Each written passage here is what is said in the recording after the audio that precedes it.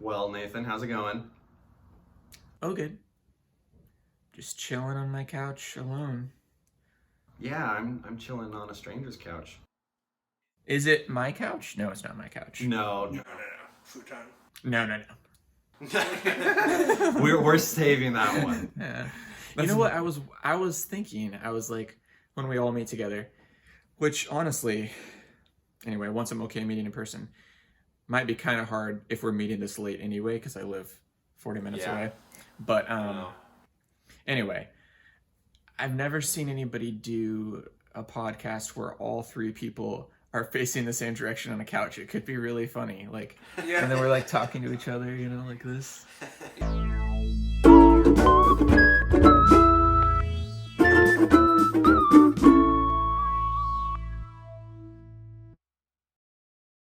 Well, the Wi-Fi is exceptionally better this time.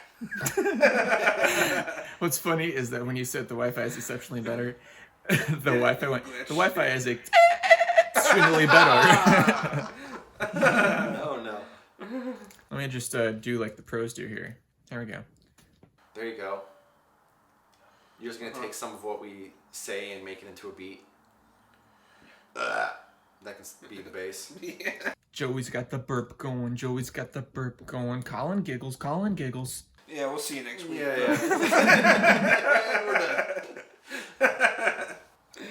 So yeah, I like the topics thing. I like that we've done that, but I also like switching it up and having a different MacGuffin or different item of sorts spun on the conversation. But I don't know exactly what you guys are going to be able to reciprocate on my topic or whatever. But Sure. this I got right here. This is Okay. a knife of sorts. It has a knife and a saw. Be careful, everybody. Good thing this isn't live. It's like super rusty because I haven't used it in a long time. I did get this when I was 8 years old, though. My dad handed it to me, and maybe it shouldn't have meant as much as it did, but I think that it did mean a lot, and it's just been with me all this time. I've how many moves?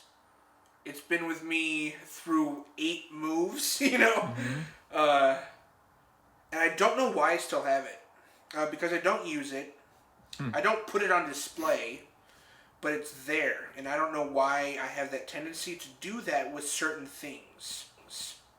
Was there like, did he just randomly hand it to you? Or was there like something surrounding that circumstance when he gave it to you where it's like, that really stuck out and it made that more memorable? It was just that it was from your dad randomly, but it was from your dad. Did he mean for you to keep it? Yeah. Yeah. Not a birthday or anything. Just I don't remember why he gave me it. I can't even remember exactly where I was in the house. Colin, I know what you mean. Is yours a multi-tool also? Oh, okay. Well, I have one, yes, but no. I think I was maybe 7 or 8. I don't remember when I got my first pocket knife, and it was Christmas, and my dad gave it to me, right? And I promptly cut myself immediately. Like out of the package, like cut myself. And they were kind of like, maybe that wasn't a great idea. But with the scissors cutting it out of the package. But I actually have a box. Probably there's 5 or 6 knives in there. They're not knives. They're like dull knives, not knives I use. But like my uncle gave me a knife. This one I bought at a garage sale when I was 10. This one, and I can't get rid of those. Yeah, my first pocket knife / multi-tool, my parents had given it to me, I think it was for my birthday, but I lost it. It was one of the few things I got to take with me to Brazil when we were moving there. Oh, yeah. And as a little kid, no idea, I had it in my carry-on, my backpack with me. Oh. So they took it away and they said, you guys can go back to such and such place and get it, but that's going to take an hour and a half, and our flight boarded in like 20 minutes. So I lost it. So not only was I leaving everyone I knew, the pocket knife on my very first one was ripped out of my hands as a little kid. So ever since then, I've never been able to hold a pocket knife with dry. No, just kidding. When you got to Brazil, did they buy you a machete or something? No.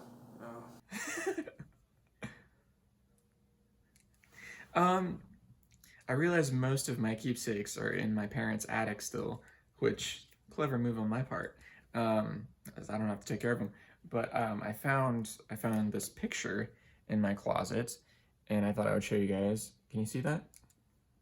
So that is my brother and my sister and 12-year-old me. That's my 12th birthday, and that is my first like full-sized guitar. And I was thinking, this is what changed my life. So in some ways, at least my musical aspirations. I'd had a first act guitar that's about that big. I got that when I was about 9. I'm just making this stuff up now. I don't know how old I was. And I actually learned, 9 chords on it or something. And I could play some songs, but it was more of just like I wanted it because I wanted to look cool, and then my parents were like, "Are you gonna learn to play it?" And I was like, "Oh yeah, I guess I could." But then I got into it, and on my 12th birthday, my siblings bought me a guitar. They went in together. They spent more money than, they're poor college students, but they bought me this guitar. Actually, I still have it. Ah. Your first full-size guitar? My first full-size. See how little I look next to it? You've almost grown into it at this point. Yeah. So speaking of... That's cool, you still have it. Yeah, I can't get rid of a guitar. You should have led with... I mean, that was great plot twist, but I thought you just had the picture. That was great storytelling. Do you like that? You like 10 that? out of 10. Nice. And my brother and sister are here today. Come on out, guys. Yeah. I knew it would be a guitar, actually. That's the same one from the picture? Yeah, that's why I was so impressed. That was great storytelling. It started with the picture. That was so patient. Yeah. I would have been like, this picture. Actually, it's right there. Now it's in, a burn pile somewhere.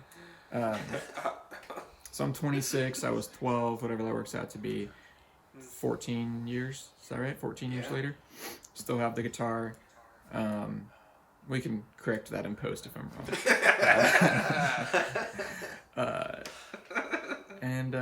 Yeah, but I thought it was cool that, guitar, I never really had strong aspirations to become famous or a famous guitar player, but as a hobby, as an outlet, I really enjoy it.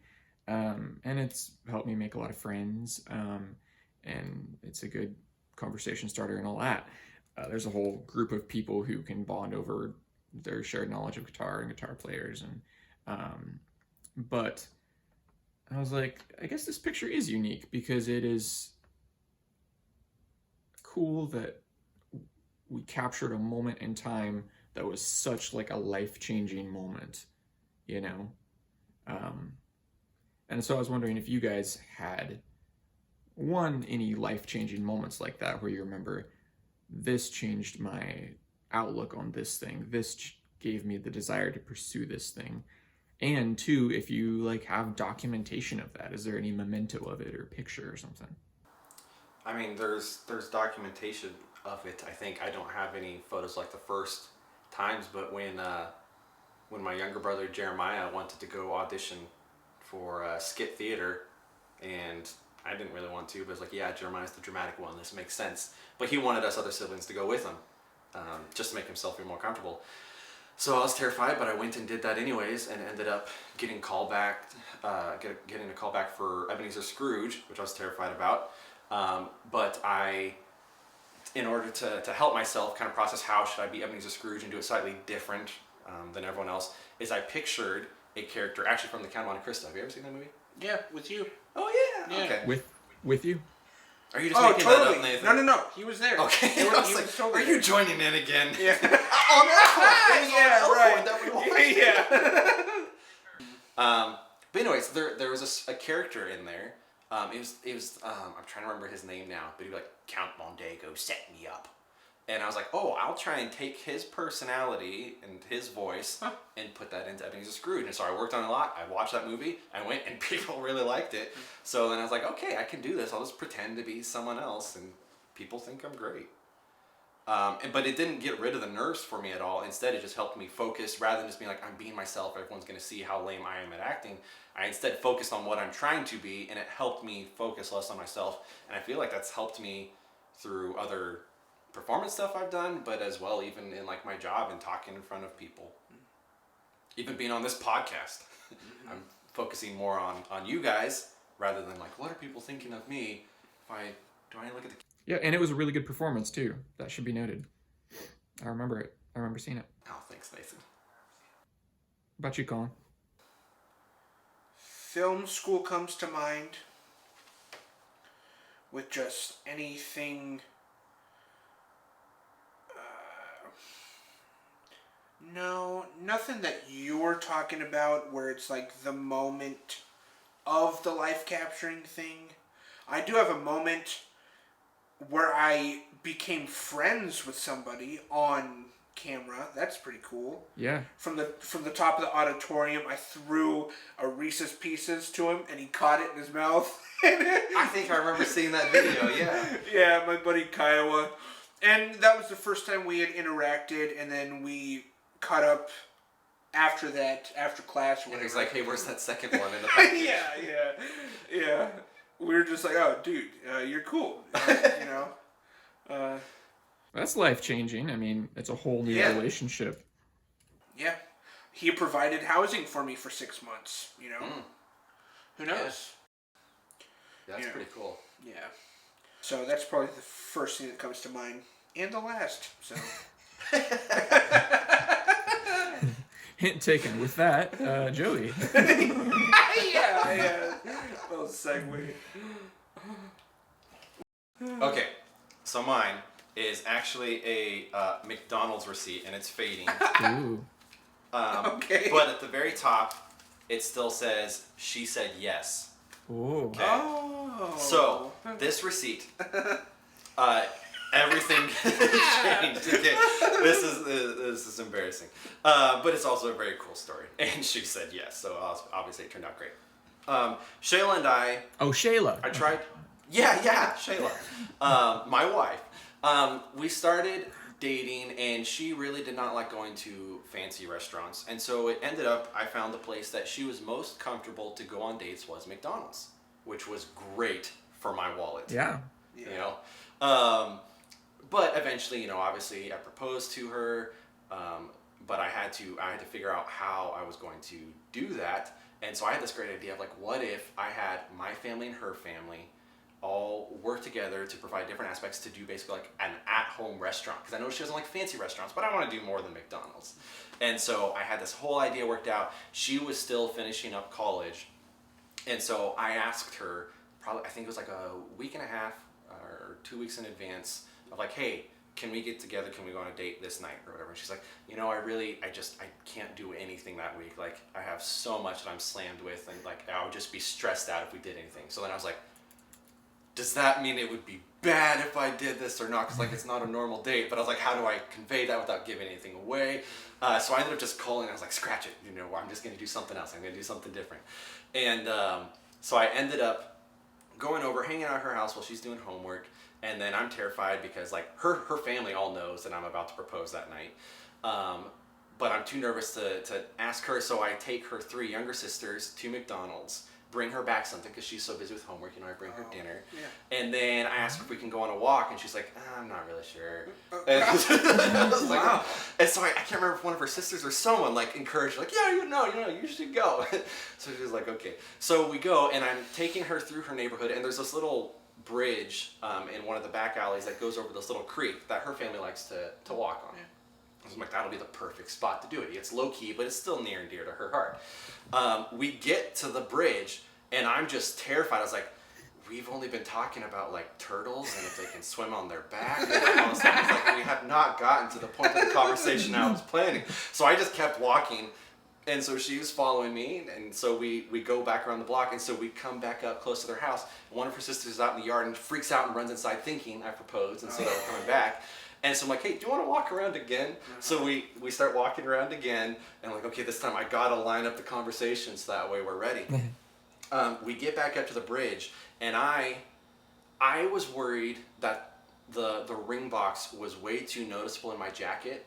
So instead of putting it in an outside pocket, I had put it just inside the lining of my jacket, which looking back makes no sense because it's just as visible either way. Like, it's a thin jacket. But what happened is when I got to the bridge, it's like, that was a good segue, you know, we're here. I had said something, you know, like, can I hold your hand or something like that? And she had like turned away, rolled her eyes like, Joey being so dramatic. Cause I can't remember what we just talked about, but, so then she's gonna turn around and I'm gonna be down on my knees with the ring box. Like, this is gonna be great. I can't pull it out of the lining of my coat. And then I'm terrified. And I actually, like, I kid you not, I blacked out. I do not remember how I got from trying to pull the box out of the lining to she's on the other side of me and I'm down on my knee opening up the box and then she turns around. Like, I don't remember what happened between there, but somehow I got it out. And so then she turns around and then she doesn't say anything. And so then eventually she says yes. And then I talked to her later and like she doesn't remember most of that either. So like neither of us remember how she goes from this side to over there, but somehow it did. Somehow she said yes. And I did all the right stuff, but I honestly, I blacked out for a good chunk of it. Mm-hmm. Wow. Yeah. Wait, so the receipt then? So the receipt is that McDonald's that I took her. And you just wrote? Yeah. Out of excitement? Out of excitement, I wrote, she said yes, because this is what I took her totally. while she was doing homework the night that I proposed to her. Did you write it that night? Yes. Yeah. Wow. That threw me for a loop, because I thought you guys, I mean, that was a lot of build-up. I thought you were going to go to McDonald's, but you brought takeout. Yeah. Yes. Yeah, sorry to disappoint. I'm not as good at storytelling as you, Nathan. Like, and here's that McDonald's. Yeah. No, here it is. I mean, I don't hold it against you, because few people are. So it's like, I know. it's a high standard. Yeah. And actually, Joey, I have Shayla with me here tonight. You have so many guests. Yeah, so I don't know if you guys have any, simple things. Well, like mine trash. was the weakest. No, actually. Colin has a knife he doesn't care about but keeps for some reason. I would like to think of the possessions I would still have had I not had to move so many times, so many different places, because that was just like, whatever fits in the car is going. Mm-hmm. Anything else is bye-bye. I mean, tons of shirts, lots of clothes that I now am like, why don't I still have that? Yeah, even some like that I saw myself wearing like in photos of when I was really little. Like, that shirt was awesome. I wish I had that when I was a teenager. And I don't remember the end to that shirt. Yeah. Yeah. I don't know why. Growing up, I kept track of segments of my life by what house we lived in, and that was a good way to do it, especially being homeschooled. Yeah. You didn't have like that grade thing quite as much. Or like I had such and such as a teacher, Yeah. So it was always which house I lived in. And then that makes sense. this last house my parents were in, I think we were there like 10 years before I moved out.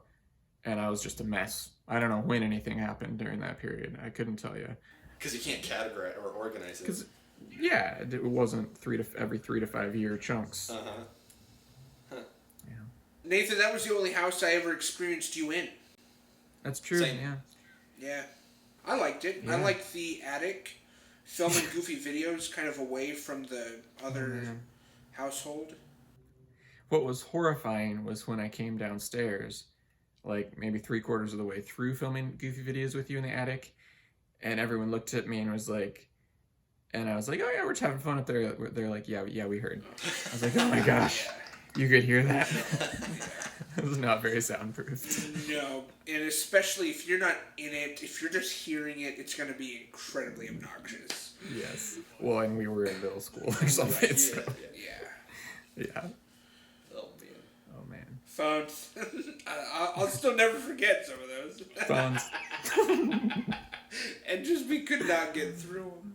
Didn't you guys work together on one of the red carpet video competitions? Did you guys do virtually? Virtually. Oh, was it Joe virtual? Collinsworth and I recorded a cover of that Mr. Postman That's song. what it was. And then The Bible Colin one, cameoed in it or something. Yeah, he was like the introduction That's to what it. He like lip synced the introduction. Oh, okay. Yeah. Yeah, I only remember it because I think we beat you. Yeah, I had probably just left. All right, guys, I should probably go to bed.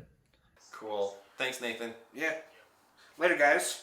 Thanks for being with us. Say bye to Nathan. Say bye. Well, Say you bye can to me, too. Say bye to us. This podcast is brought to you by Foodology.